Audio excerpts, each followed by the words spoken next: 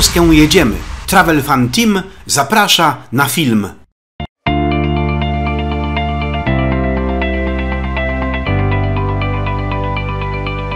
Będąc na Pałukach, nie sposób ominąć największej atrakcji tego regionu, jakim jest rezerwat archeologiczny w Biskupinie.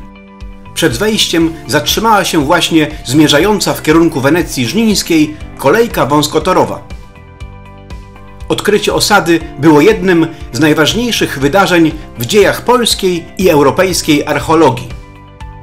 Rezerwat archeologiczny w Biskupinie jest jednym z największych w Europie. Dzięki swojej wyjątkowej wartości dla dziedzictwa kulturowego Polski został uznany za pomnik historii. Obejmuje on obszar około 38 hektarów z licznymi śladami dawnego osadnictwa od epoki kamienia po wczesne średniowiecze. Zwiedzanie zaczynamy od obozowiska łowców i zbieraczy, które tworzą kryte trzciną szałasy oraz zewnętrzne palenisko. W miejscu, gdzie około 6000 lat temu istniała neolityczna osada, zrealizowano jej częściową rekonstrukcję w postaci długiego domu. Funkcjonalny podział wnętrza obecnej rekonstrukcji i jej wystrój obrazują warunki życia pierwszych społeczności rolniczych na Pałukach. Domy ówczesnych rolników miały kilkadziesiąt metrów długości, głęboki przedsionek i zbudowane były na planie wydłużonego trapezu, gdzie ściany tworzyły wkopane blisko siebie w ziemię drewniane słupy. Rozmiary tych obiektów wskazują, że w jednym długim domu mogło mieszkać kilka spokrewnionych ze sobą rodzin, najprawdopodobniej tworzących ród. Z kolei drugi długi dom jest stylizowaną adaptacją budynku muzealnego z wystawą pod tytułem Epoka pierwszych rolników. Powstała ona na podstawie wyników badań wykopaliskowych prowadzonych tutaj w latach 50. XX wieku oraz w latach 2011-2012.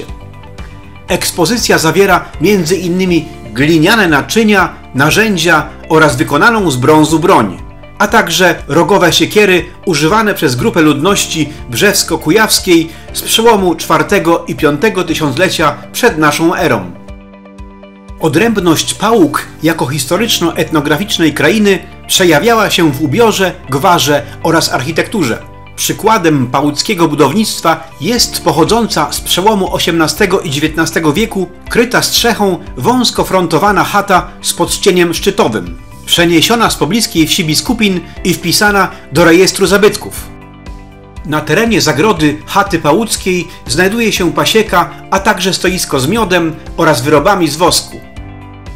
Goście mogą też zobaczyć przekrój pasieki i uczestniczyć w audiencji u królowej, zaznaczonej poglądowo przez Bartnika żółtą kropką. Pięknie zaaranżowany z zewnątrz budynek Biskupińskiego Muzeum kryje w swoim wnętrzu ciekawe artefakty tworzące stałą tematyczną wystawę pod tytułem Świt historii nad Jeziorem Biskupińskim. Poświęcona jest dziejom Biskupina w świetle dostępnych źródeł archeologicznych i historycznych. Pokazuje dawne osadnictwo od czasów późno-paleolitycznych łowców-zbieraczy przez epokę pierwszych rolników, epokę budowniczych słynnej osady obronnej na półwyspie Jeziora Biskupińskiego, po wczesne i późne średniowiecze.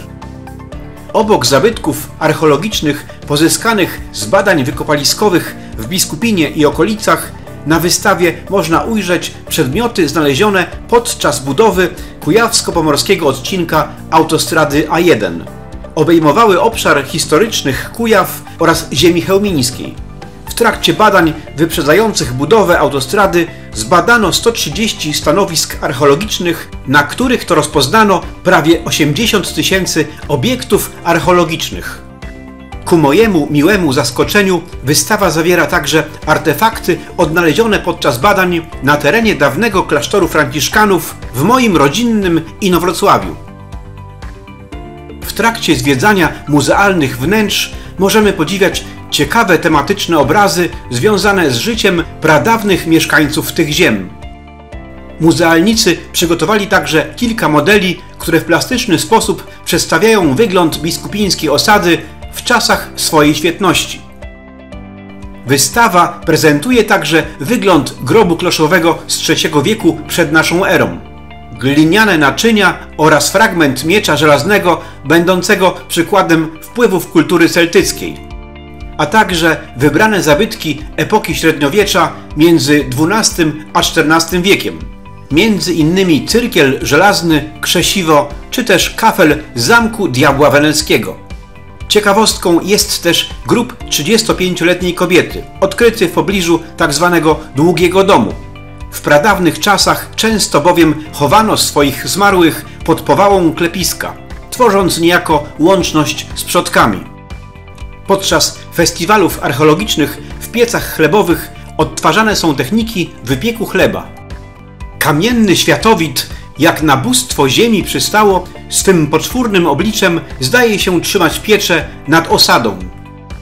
Godną odnotowania ciekawostką są także rekonstrukcje 2 grobów skrzynkowych ludności kultury pomorskiej, datowanych na V wiek przed naszą erą.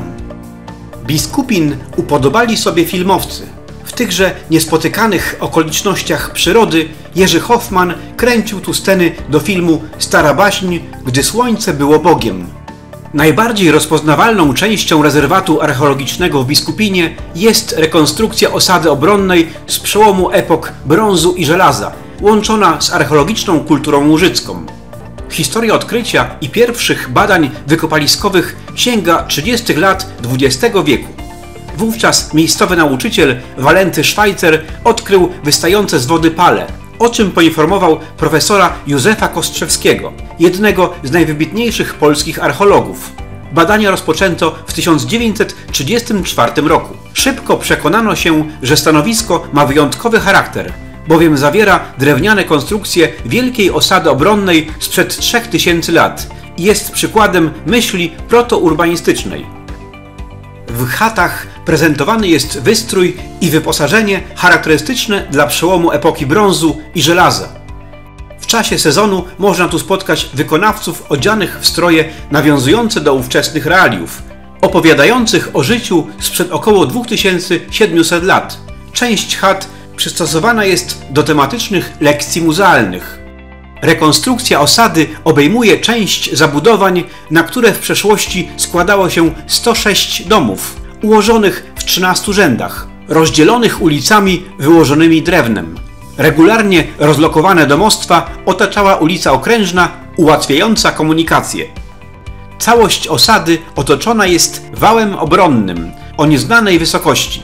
Wiemy za to, że jego szerokość u podstawy wynosiła nawet 3 metry, a konstrukcja składała się z drewnianych skrzyń budowanych w technice zrębowej i wypełnionych ziemią, piaskiem i kamieniami. Aby ochronić wał przed podmywaniem, od strony jeziora umieszczono pod skosem pędy pali pełniące rolę falochronu i łamacza kry. Warto nadmienić, że osadę zbudowano w miejscu, które pierwotnie było wyspą. Trzeba też podkreślić, że na terenach dzisiejszej Polski po upadku osady obronnej w Biskupinie proces tworzenia zwartych ośrodków osadniczych nie był kontynuowany. Biskupin to nie tylko rezerwat archeologiczny. Powiększając ofertę przyciągającą przybywających w to miejsce turystów, utworzono interaktywne Muzeum Rybactwa. Na co rybakowi baba i chochla? Czym się różni sum od miętusa? W jaki sposób rozmnażają się węgorze?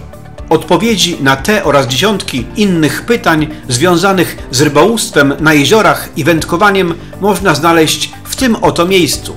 Placówka powstała jako prywatna inicjatywa doktora inżyniera Henryka Sobolewskiego. Jego celem jest przybliżenie w przystępnej, nowoczesnej formie szerokiego spektrum kulturowego związanego z rybactwem, symboliką ryby oraz kulturą połowu i eksploatacji jezior w Polsce. Zaplecze merytoryczne ekspozycji stanowi dorobek naukowy oraz praktyczny założyciela, ichtiologa i wieloletniego prezesa Gospodarstwa Rybackiego w Łysieninie. Wystawa podzielona jest na płynnie przechodzące w siebie sektory tematyczne, przybliżające kluczowe zagadnienia w sposób atrakcyjny wizualnie i dźwiękowo. Zwiedzający zapoznają się m.in. z głównymi technikami i technologiami połowów, gatunkami i morfologią ryb słodkowodnych, charakterystyką flory i fauny polskich jezior oraz tajnikami popularnej sztuki wędkowania. W sporym akwarium można zobaczyć też wiele gatunków ryb mieszkających w wodach pałuckich jezior.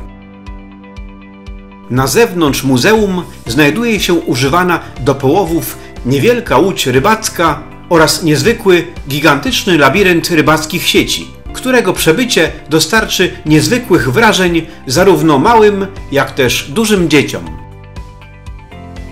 Chętni mogą też skorzystać z interaktywnych gier o tematyce ichtiologicznej oraz wodnej, a na koniec pobytu czeka nas jeszcze spotkanie z maskotką muzeum, strzegącym skarbu biskupińskim rybim wojownikiem.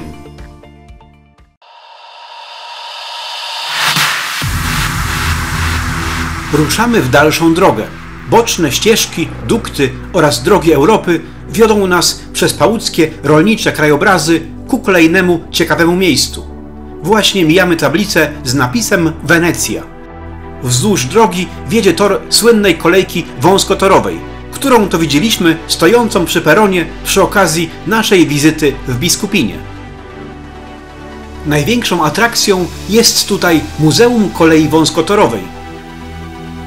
Muzeum jest największym w Europie skansenem, na którego terenie zgromadzono unikatowe eksponaty związane z kolejnictwem. Zbiory muzealne to 17 parowozów z najstarszym pochodzącym z 1899 roku, 60 różnych pojazdów szynowych, m.in. lokomotywy spalinowe, różnego typu i przeznaczenia wagoniki, towarowe i osobowe, a także drezyny. Skansen został zbudowany w oparciu o dworzec kolejowy z całym zapleczem technicznym i towarzyszącą infrastrukturą. Wzrastający ruch turystyczny skłonił PKP do uruchomienia w sezonie letnim linii kolejowej o długości 12 km na trasie Żnin-Wenecja-Biskupin-Gonsawa. W marcu 2002 roku powiat żniński wraz z gminą Gonsawa po przejęciu mienia PKP utworzył Żnińską Kolej Powiatową. Właśnie na peron wjeżdża oczekiwana przez pasażerów wąskotorówka. Ta niebywała atrakcja cieszy się dużym zainteresowaniem przyjeżdżających tu licznie amatorów kolejnictwa. Tuż przy kolejowym skansenie uwagę przykuwają ruiny ceglano-kamiennego zamku. Usytuowany strategicznie na przesmyku jezior weneckiego i biskupińskiego, zamek był jednym z pierwszych prywatnych zamków obronnych w Polsce.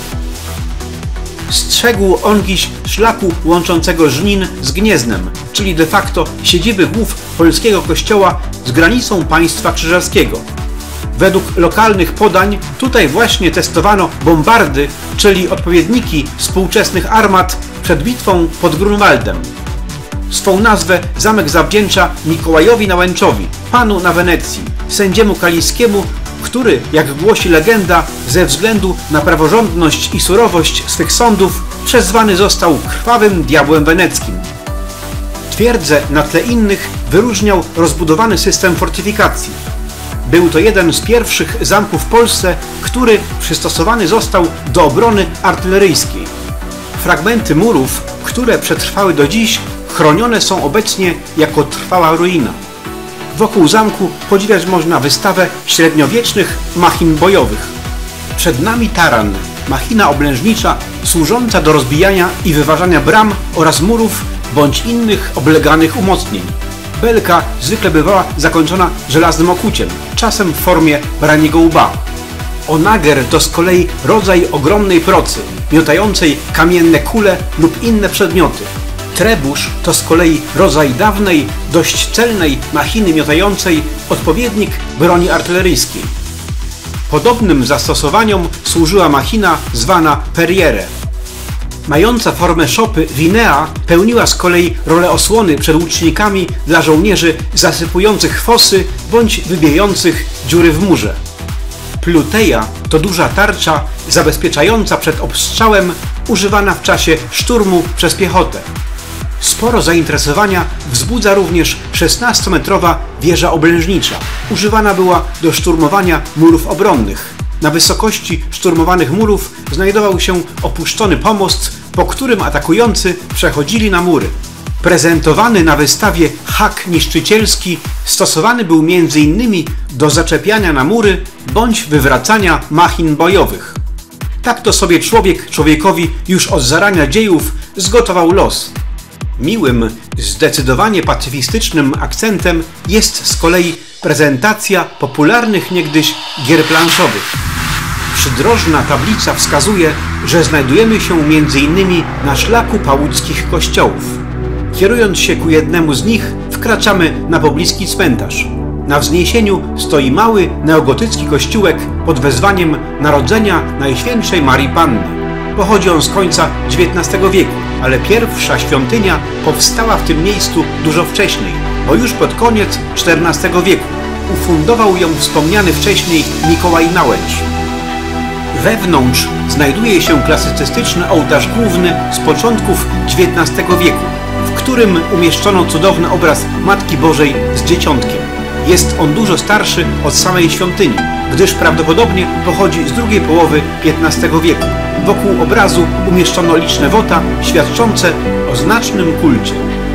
Malowniczy krajobraz, ciekawa historia oraz bogactwo atrakcji turystycznych sprawia, że odwiedzana licznie przez turystów Wenecja zyskała miano Perły Pałuk.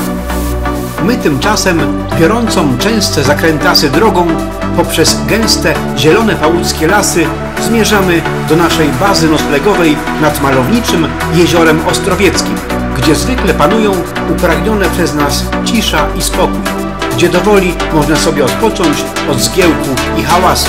To idealne miejsce na totalny reset. Przygoda, każdej chwili szkoda. Korzystając właśnie z owej chwili, gdy deszczowa aura akurat nieco odpuściła, a ołowiane chmury zwolna rozstąpiły nieboskłon, wyruszamy ku przygodzie z naszej wakacyjnej bazy nad Jeziorem Ostrowieckim. Obszar, po którym właśnie się poruszamy, to Pałuki. Tutejszy polodowcowy teren obejmuje niewielkie pofałdowania, pomiędzy którymi wpisują się liczne jeziora otulone zwykle leśnym otoczeniem. Pałuki to głównie teren rolniczy.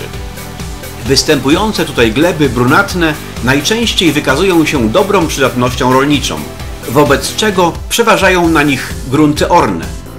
Termin pałuki wywodzi się prawdopodobnie od wyrazu łuk, łęk bądź łęg, oznaczającego trawiastą nizinę pomiędzy gruntami ornymi lub od łukowatego kształtu niewielkich, ale wszechobecnych w tym rejonie wzniesień. Od nazwy ziemi pochodzi również nazwa wywodzącego się ze średniowiecza rodu szlacheckiego Pałuków. Usytuowana na granicy Wielkopolski oraz Kujaw-Kraina, zamieszkiwana była już w czasach prehistorycznych. W okresie przedpaństwowym istniały tu osady oraz grody obronne. Owa stara historyczna kraina w czasach średniowiecznych była też miejscem tworzenia się polskiej państwowości. Do tematu tego powrócę jednak przy innej okazji, gdyż właśnie zbliżamy się do atrakcji, którą zamierzamy zobaczyć. Znajdujemy się w słynącym z parku dinozaurów Rogowie.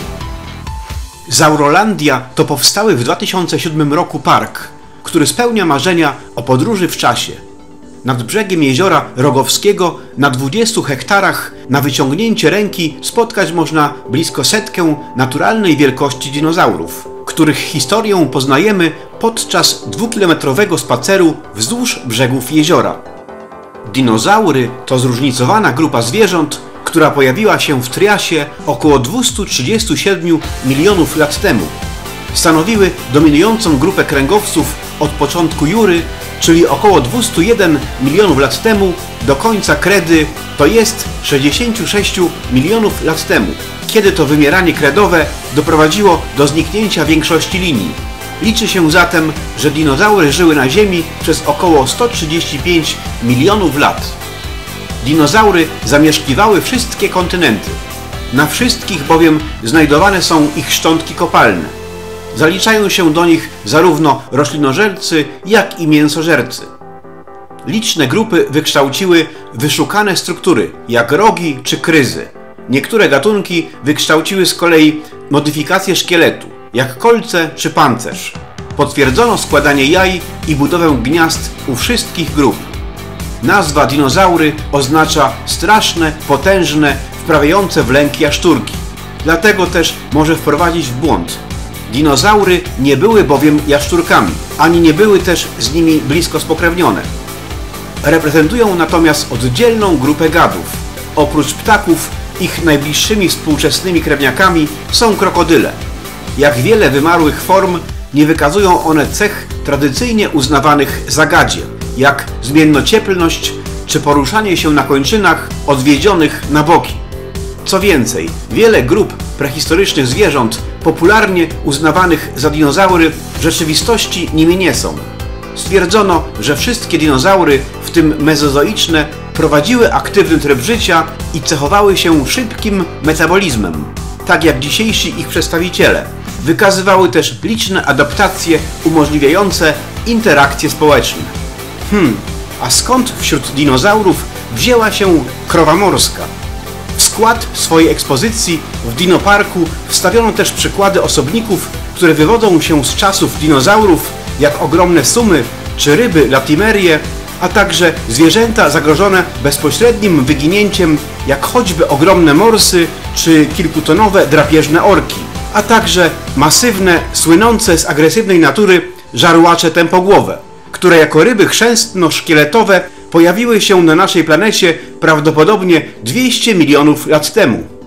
Zamierzchłe czasy kojarzą się także z Neandertalczykami, zamieszkującymi Ziemię w okresie Pleistocenu jakoś pomiędzy 400 tysiącami a 24,5 tysiąca lat temu.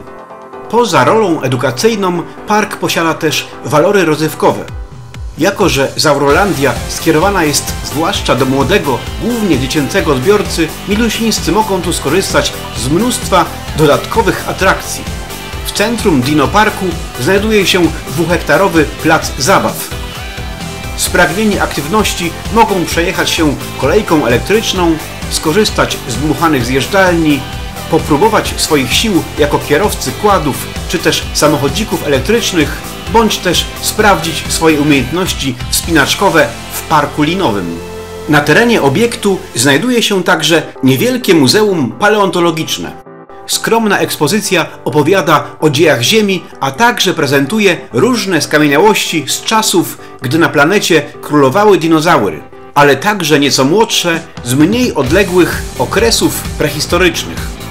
Do nich to należą m.in. kości wymarłych zwierząt, jak choćby niedźwiedzia jaskiniowego, nosorożca włochatego oraz mamuta.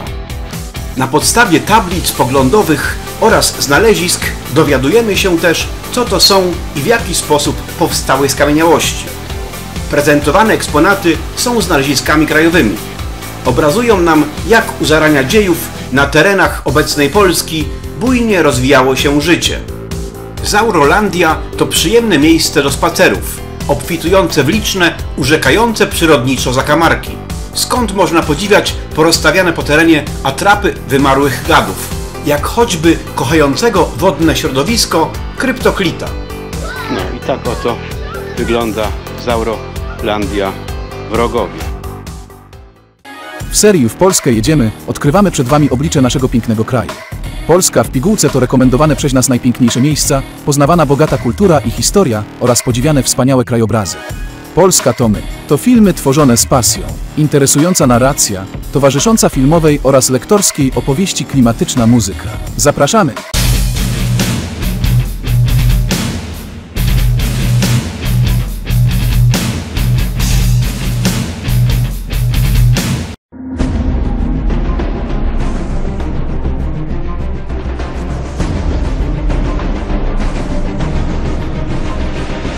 Podróżniczym pozdrowieniem Rafał Maza.